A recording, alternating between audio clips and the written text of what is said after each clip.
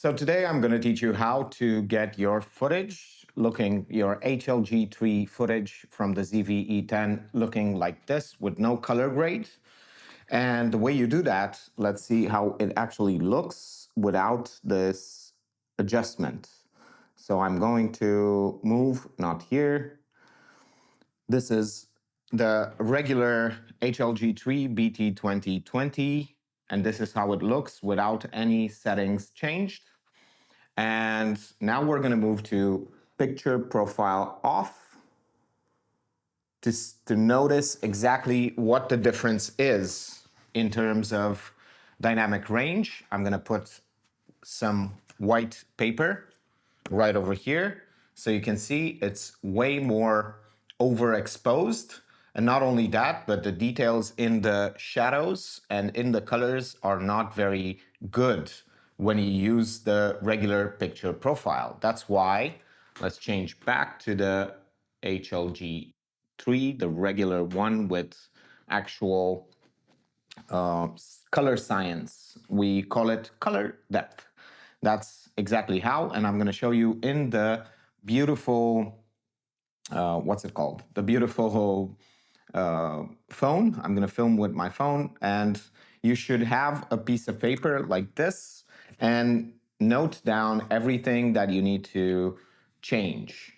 And the reason why you should shoot in HLG is because you get better shadows, better dynamic range, and not only that, but you get also a better workflow. But most people are afraid of the HLG profile because it has problems with colors. It doesn't have accurate colors.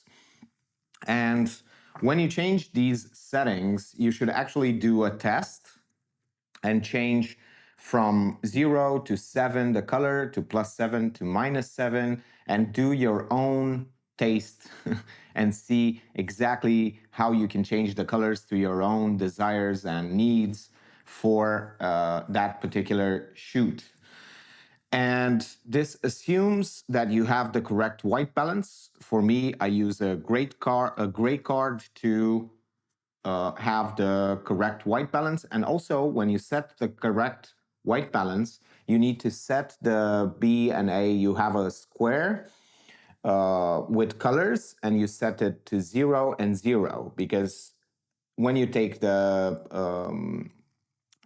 white balance, you will also change those. It will automatically assume that you need more magenta or more blue or more yellow, depending on what kind of gray card you use. But I suggest using those, setting those to 0, so you have a bit more similar results all the time. Now let's go and watch how to change these settings. As you can see, you can change these settings while still filming. That's why this white card is very good. You write down what you are changing and you decide afterwards and you take notes. First of all, we need to press the FN, go to PP over here, which is picture profile. It's usually set on picture profile off. And then move to 10. You go up 1 and you move to 10. Then you press to the right. And then first of all, you need to change the gamma. It's usually on HLG2 on picture profile 10. So you need to change it to HLG3. After you change that to HLG3, you go to black level and set this to -7 or -10. I prefer -10 because it gives you more contrast. It makes the shadows more deep. Okay. Next one is, well, -10 first. And then you have to go to saturation. I like to do -2 saturation. It's usually way too saturated. Let's go back. And then color depth. We need to add color depth. And I go -4 on red. This is red, green, blue, cyan, magenta, yellow. So -4 on red because the colors are very, very red and yellow and magenta. So we are going and adding, but you have to do this with a paper and film yourself in order to have a clearer idea of skin tones. For me, I like -4 on red, +2 on green, and then go back, color depth, and I go +2 on blue, 0 on cyan, -5 on magenta, and -4 on yellow. And I think that's the way to do it. And it can really change the way you shoot HLG straight out of the camera. And it saves so much time in color grading.